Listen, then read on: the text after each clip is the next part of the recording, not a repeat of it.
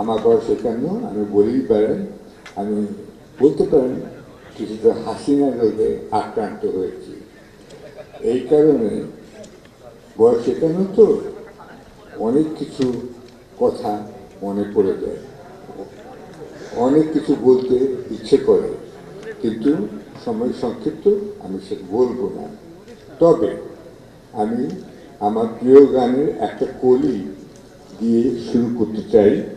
সেটা হচ্ছে, যারা স্বর্গগত তারা এখনো জানে স্বর্গের চেয়ে প্রিয় জন্মভূমি, এসে স্বদেশ প্রেমের শিক্ষালোভী তাদের চরণচুমি। এই গানটি খুবই আমার প্রিয় গান, মুক্তির মন্দিরের সোপানতলে। এই গানটি আপনারা শুনবেন। এই গানে কথা আছে, তারা কি ফিরিবে আর আজ এই সুপ্রভাতে? আপনারা সবাই এখানে এসছেন, তারা এসছেন, উনি লন্ডন থেকে ৬,০০০ মাইল দূর থেকে এসছেন, কিন্তু তার মা এখানে নেই। এখানে অতীতের কথা কিছু টেনে আনা হয়েছে, এই শেখ কাজটি করেছেন। আমি যারা সহবন্দী হবার সুযোগ পেয়েছিলাম, জনাব মাহমুদুর রহমান, তিনি কিন্তু জোর করে আমাকে তার রুমের পাশের রুমে নিয়ে এসেছিলেন। তিনি অত্যন্ত প্রভাবশালী লোক, জেলে এবং এখন বাইরেও। তাকে ধন্যবাদ যে তিনি আমার জেল জীবনটা অনেকটা সহনীয় করার চেষ্টা করেছিলেন। এখানে আরেকটা কথা বলতে চাই যে জেল জীবন যে কত খারাপ, এটা আপনারা যারা জেলে যাননি তারা বুঝবেন না। এখানে দুজন আছেন, তারা বুঝবেন। আমি ওনার রুমেই ছিলাম, কিন্তু উনি চলে যাওয়ার পরে আমি সেসব বর্ণনা দিয়ে আজকে আপনাদের এই সুন্দর পরিবেশটা বিষণ্ণ করতে চাই না। আমি শুধু জনাব তারেক রহমানকে জানিয়ে রাখতে চাই, তিনি নিজেও জানেন না যে তিনি কি। সক্রেটিস একটা কথা বলেছিলেন, নো দাই সেলফ। আজ জীবনের শেষ প্রান্তে এসে আমি বুঝতে পারি, এই ছোটবেলায় আমি পড়েছিলাম ক্লাস 10-এ, নো দাই সেলফ, এটা এত বড় মূল্যবান কথা কি, কিন্তু এটা জানা দরকার। জানলে পরে অনেক কিছু করা সম্ভবপর জীবিত অবস্থাতেই। প্রেসিডেন্ট জিয়া রহমান জানতেন না যে তিনি কত পপুলার। তার জানাজাতে অবিস্মরণীয় লোক হয়েছিল তখন। আর তারপরে আমরা দেখলাম ম্যাডাম খালেদা জিয়া তিনি যখন মহাপ্রাণ করলেন, তখন সারা বাংলাদেশি হয়ে গেল জানাজার একটা ক্ষেত্র। এটাও একটা অভূতপূর্ব ঘটনা, এটা বুঝতে হবে। তারেক রহমান জানেন না যে তিনি আসলেই কত জনপ্রিয়। আমি যখন জেলে গেলাম, তখন জেল বন্দিরা সবাই তার কথা আমাকে জিজ্ঞাসা করত। সবচেয়ে বড় কথা, পুলিশই জিজ্ঞাসা করত, যারা আমার রক্ষক তারাই জিজ্ঞাসা করত, উনি কি জানেন কেমন আছেন? আর বলতো, উনি তো লন্ডনে বহু দূরে আছেন, আর আমি আপনাদের এখানে আছি। জেলখানার মধ্যে আরেকটা জেলখানা কিন্তু আছে, সেটা কিন্তু সুরক্ষিত, সেটা নাম চম্পাপুলি। এগুলো আপনারা ভবিষ্যতে জেনে নেবেন ওনার মুখ থেকে।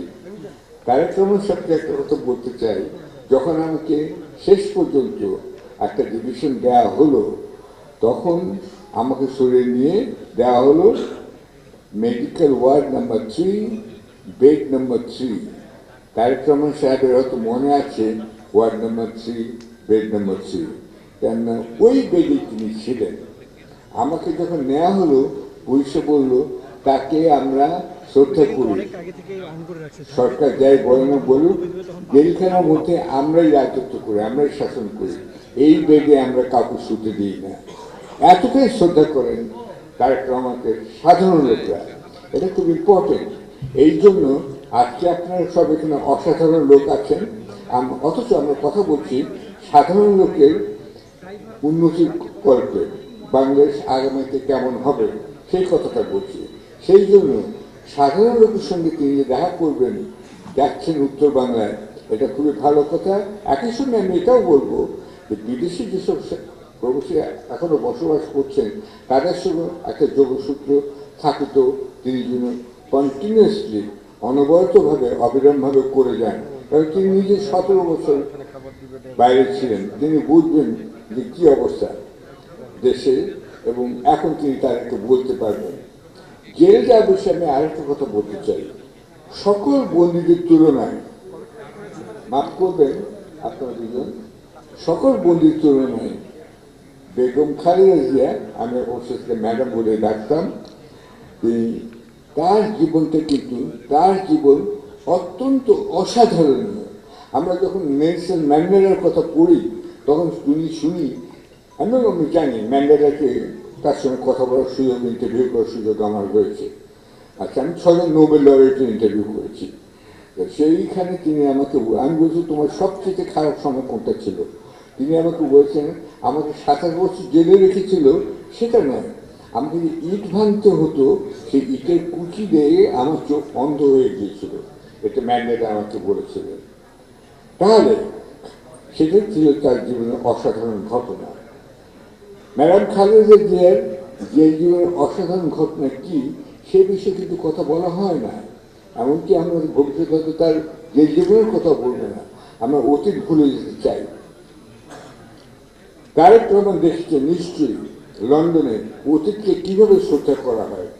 প্রত্যেকটা মানুষকে, প্রত্যেকটা ঘটনাকে, অতীতকে বারবার তুলে নিয়ে আসে বর্তমানে। কেন বর্তমানের ভিত্তি হচ্ছে অতীত, আর বর্তমানে হচ্ছে ভবিষ্যতের ভিত্তি।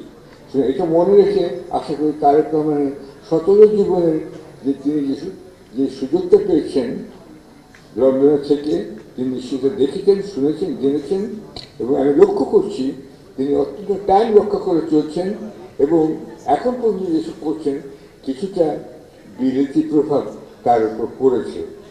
এটার জন্য আমি বলবো তিনি একজন পরিবর্তিত মানুষ হয়ে গেছেন। এটা আমাদের সবার জন্য সৌভাগ্যের বিষয়। তারেক রহমানের কথা বলি যে আবার আমি তার মার কথা বলতে চাই।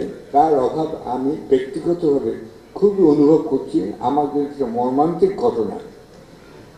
কিন্তু আপনারা ভেবে দেখুন যে ম্যাডাম খালেদা জিয়া যখন জেলে ছিলেন, তিনি শুধু জেলবন্দি ছিলেন না, তিনি ছিলেন তার স্বজন থেকে বঞ্চিত বন্ধু। আমি জেলে ছিলাম, সরকারি কর্পোরেশন ছিলেন, এখানে সবাই অনেকেই ছিলেন, কিন্তু তারা স্বজনদের সঙ্গে দেখা করার সুযোগ পেয়েছিলেন। ম্যাডাম জিয়ার বন্দি জীবনে তিনি কিন্তু স্বজনদের সঙ্গে দেখা করার সুযোগ পাননি। অর্থাৎ তারেক রহমান, কোকো রহমান, অথবা তাদের স্ত্রী এবং ম্যাডামের 3 নয়নমণি, 3 নাতনি, তার নয়নমণি, এদের সঙ্গে দেখা করার সুযোগ তিনি পাননি। কেন তারা লন্ডন থেকে আসতে পারতেন না, তারা এখানে জেলবন্দি হতেন। এই যে বিচ্ছিন্ন, পরিবার থেকে বিচ্ছিন্ন হওয়া, এটা কিন্তু জেল জীবনের এই ইট ভাঙার চাইতেও আমি মনে করি আরও খারাপ। তারা এটা মানসিকভাবে মনে করেন অনেক দুর্বল করে ফেলেছিল, এবং তিনি প্রথম 2 বছর কোনো চিকিৎসার সুযোগই পাননি। আমি অত্যন্ত দৃঢ়ভাবে বিশ্বাস করি এই বিষয়ে একটা তদন্ত হওয়া দরকার, বিশেষ কমিটি হওয়া দরকার। কেন আমরা সবাই মরবো। বিলেতে একটা কথা আছে, ট্যাক্স আর ডেথ আর আনঅ্যাভয়েডেবল। তো ঠিক আছে, আমরা সবাই মরবো, কিন্তু কারো অকাল মৃত্যু হয়, কারো মৃত্যুটা আপনার দেরি করে করা যেতে পারে। এবং আমি মনে করি ম্যাডামের মৃত্যু কিছুটা অকাল মৃত্যুই বটে। কেন হলো, কেন তার চিকিৎসার সুযোগ দেওয়া হলো না, কেন তাকে আত্মীয় স্বজন থেকে বিচ্ছিন্ন রাখা হলো, এসব বিষয়ে একটা বিশেষ তদন্ত কমিটি গঠন করা উচিত। যাই হোক, এরপরে আমি আমার বক্তব্য সংক্ষিপ্ত রাখছি। তারেক রহমান সাহেব মত বিনিময় করতে চেয়েছেন, আমি 4-5টা বিষয়ের কথা উল্লেখ করব খুব সংক্ষেপে। 1 নম্বর, তিনি নজর দেন বাংলাদেশ ব্যাংক থেকে কখনো যেন বিলিয়ন বিলিয়ন ডলার চুরি না হয়। এই জন্য একটা স্পেশাল কমিটি গঠন করতে হবে বলে আমি মনে করি। আপনারা জানেন যে সেখানে আইটি ব্যবস্থার ফাঁক ফোকরে আপনার রাকেশ আস্তানা নামে একটা লোককে, ইন্ডিয়ান, এইখানে জয় তাকে অ্যাপয়েন্টমেন্ট দিচ্ছে সিকিউরিটি রক্ষা করার জন্য। এবং রাখাল বালক নামে যিনি নিজেকে গর্বিত বোধ করতেন, বাংলাদেশ ব্যাংকের গভর্নর মিস্টার আতিউর রহমান, তিনি সত্যি বালকই ছিলেন, এটাই বলতে চাই। কেন তিনি বালকটা হলে পরে এত বিলিয়ন ডলার চুরি হতে পারে না। এবং সেটাও তিনি 1 মাস গোপন রেখেছিলেন, প্রধানমন্ত্রী হাসিনাকে বলেননি। এটা তদন্ত হওয়া উচিত, কেন তিনি বলেননি, এবং হাসিনা জেনেও তারপর অ্যাকশন দেরি করেছিলেন। বাংলাদেশ ব্যাংকে যাতে আর কখনো এই ধরনের চুরি চাপাটি না হয় সেদিকে তিনি গভীর মনোযোগ দেবেন বলে আমি আশা করি। এবং একই সাথে কমার্শিয়াল ব্যাংকগুলো থেকে যে এত টাকা পাচার হয়ে গেল সেটা কীভাবে হলো সেটাও আমার মনে হয় এই বিষয়ে তার নজর রাখতে হবে। কেন এটারই প্রতিফলন ঘটে আমাদের দৈনন্দিন জীবনে, নিত্য প্রয়োজনীয় জিনিসপত্রের দামের উপরে, আপনাদের থাকা খাওয়ার উপরে, মাসের শেষে বেতন পাওয়ার উপরে। সেই জন্য আমি এটাকে গুরুত্ব দিতে অনুরোধ করছি উপস্থিতি মাননীয় অতিথিকে। আর দ্বিতীয়ত হচ্ছে, এটা হলো সবচেয়ে উপরের কথা, অর্থাৎ বাংলার ব্যাংক এবং কমার্শিয়াল ব্যাংকগুলোর কথা। কিন্তু সবচেয়ে নিচের কথা আমি এখন বলতে চাই, সেই সাধারণ মানুষদের কথা যারা এই মিছিলের বাইরে আছেন, আমার ড্রাইভার থেকে শুরু করে বাড়ির বুয়া পর্যন্ত, কৃষক থেকে শুরু করে সাধারণ ব্যবসাদের কথাও বলতে চাই। তাদের দৈনন্দিন খাবারপত্র যেন, জিনিসপত্রের দাম যেন সঠিক থাকে, টেনশন এবং তারা যেসব খাওয়া দাওয়া করেন নিত্য প্রয়োজনীয় জিনিসের দ্রব্যমূল্য যেন তাদের আয়ত্তের মধ্যে থাকে, এটাও তিনি লক্ষ্য রাখবেন আমি আশা করি। 3 নম্বর, এটা রাখতে গেলে আবার আইন ও শৃঙ্খলা বাহিনী কিন্তু ঠিক রাখতে হবে। এবং আইন ও শৃঙ্খলা বাহিনীর মধ্যে আমি বিশেষভাবে চিহ্নিত করতে চাই পুলিশ বাহিনীকে। পুলিশ বাহিনীর একটা উভয় সংকটে ভুগছে। একদিকে তাদের সরকারের কথা নির্দেশ মানতে হয়, আরেকদিকে আন্দোলনকারীদের তাদেরকে দমন করতে হয়। কিন্তু কিভাবে? খুন করে, গুলি করে, নাকি লাঠিচার্জ করে, নাকি মানে ওয়াটার স্প্রে দিয়ে বা পেপার স্প্রে দিয়ে, পেপার না ওটা পেপার স্প্রে দিয়ে এইটা কীভাবে করতে হবে? এইগুলো আপনাদের পুলিশ বাহিনীকে যদি সঙ্গে রাখতে পারেন এবং পুলিশ বাহিনীকে নিয়ে নতুন নৈতিকতা, নৈতিক মূল্যবোধ দিতে পারেন, তাহলে আমি মনে করি আগামীতে যে সরকার গঠিত হবে তারা, এবং বিশেষ তারেক রহমান যদি এই বিষয়ে যথার্থ পদক্ষেপ নেন, তাহলে পুলিশ বাহিনীকে নতুন সাজে সজ্জিত করা যাবে। আমি তাদের সঙ্গে কথা বলেছি বিভিন্ন পর্যায়ে। আমার একটা সুবিধা আছে, যেহেতু টেলিভিশনে উপস্থিত হয়েছি, আমার মুখ থেকে চিনে ফেলে এবং আমাকে বিশ্বাসের সরল বিশ্বাসের দ্বারা অনেক কথা বলে। আমি জানি যে এই যে সম্প্রতি একটা সমীক্ষা বেরিয়েছে, দেশের 70% মানুষ বিএনপিকে ভোট দিতে আগ্রহী, এই কথার মধ্যে সত্যতা আছে। কিন্তু এই আগ্রহটাকে ভোটে পরিণত করতে হবে এবং তারপরে ক্ষমতায় যেতে হবে, এই তো কথা। এই কথার মধ্যে কিন্তু পুলিশ বাহিনী চলে আসে। তাদেরকে যদি আপনারা নতুন নৈতিকতা, মূল্যবোধে আপনারা শিক্ষিত করতে পারেন, তারা কিন্তু প্রস্তুত আছে আপনার সাথে কথা বলার জন্য। আর আরেকটা কথা হচ্ছে সাংবাদিকদের ব্যাপারে, সেটা হচ্ছে সাংবাদিকদের মত বিনিময়। আপনারা জানেন যে এখানে সর্বজনীন একটা ব্যবস্থা আছে পেনশনের। আমি মনে করি যে তারেক রহমান সাহেব যদি ক্ষমতা আসেন, তাহলে উপস্থিত সাংবাদিকদের যে পরিবার আছেন এবং যারা আছেন তাদের পেনশনের ব্যবস্থা করবেন সর্বজনীন সরকারের আইনের ভিত্তিতে। সাংবাদিকদের জন্য আলাদা আইন করতে হবে না, এটা আমার অনুরোধ থাকবে তার কাছে। ধন্যবাদ আমাকে এই কথাগুলো বলার সুযোগ দেওয়ার জন্য।